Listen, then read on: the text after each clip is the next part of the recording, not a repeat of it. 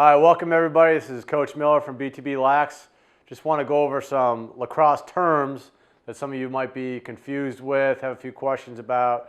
So we put together a list of these lacrosse common terms that we just wanted to go over with you and give you a better idea what coaches, players, experienced players are talking about when these things are said.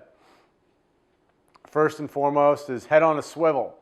A lot of times you hear coaches yelling, hey, get your head on a swivel, head on a swivel. First time I heard it, I had no idea what was going on. I was like, what?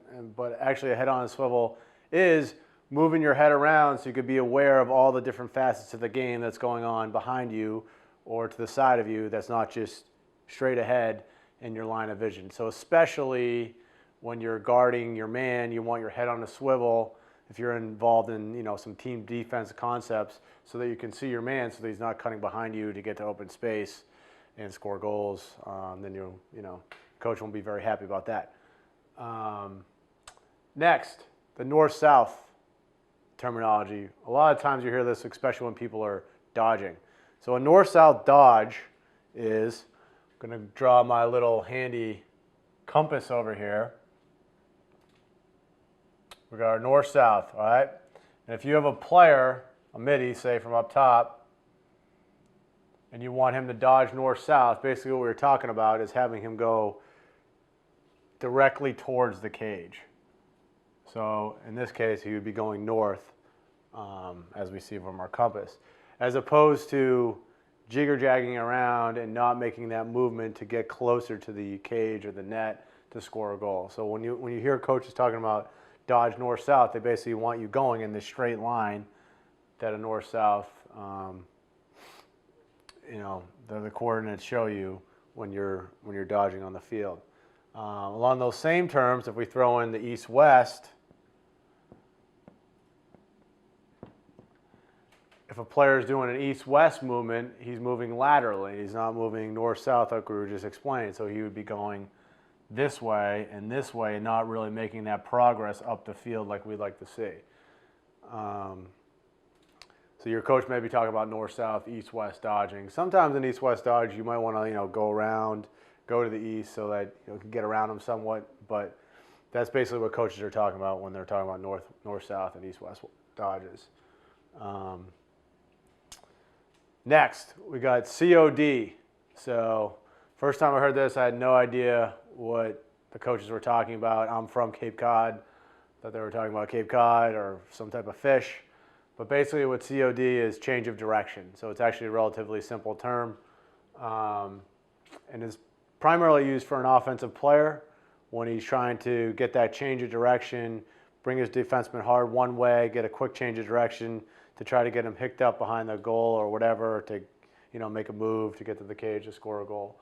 So say we have an attackman behind the cage and he's being guarded by a defenseman. He might make a move up here and then get a quick COD here to get to the other side of the net to maybe get top side to get a good scoring opportunity. So COD, we're not talking about a fish, we're talking about a change of direction.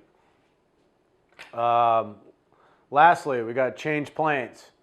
So change planes is basically what we'd be talking about if we have a goalie, playing in the 6x6 net, 6 feet by 6 feet that is. And we're going to draw our little goalie in here with his stick. Say he's real hot up top, he's stuffing everything, you can't get a goal. You might hear the coach say, change the planes of your shot. So basically what he's talking about there is getting it for this area down here at his feet. So you want to change the planes. It was on that upper plane of the shots where he's eating everything up. Now you want to go for that lower plane, so maybe squeak a couple balls, by his feet or something like that. Along those same tokens, if he's saving everything down low, then you might want to change the planes of his shot to get it up high and maybe squeak some in the upper corners. So here we just have 5 terms that are pretty common, but there sometimes can add a little bit of confusion for players, especially newer players. So just wanted to go over them, and hopefully that helped a lot. Did you know that there's just 2 simple things that separate the average youth and high school lacrosse player from the elite guys that are ready to go on to play in college and beyond? Yep, just 2 simple things. we teamed up with college All-American and multiple MLL All-Star Mike Kimmel to put together a completely free, 45-minute long, 3-part video training series that's going to show kids and parents exactly what those two things are, what you need to be working on if you want to take your game to the next level. And nope, it's got nothing to do with hitting the gym or running till you puke.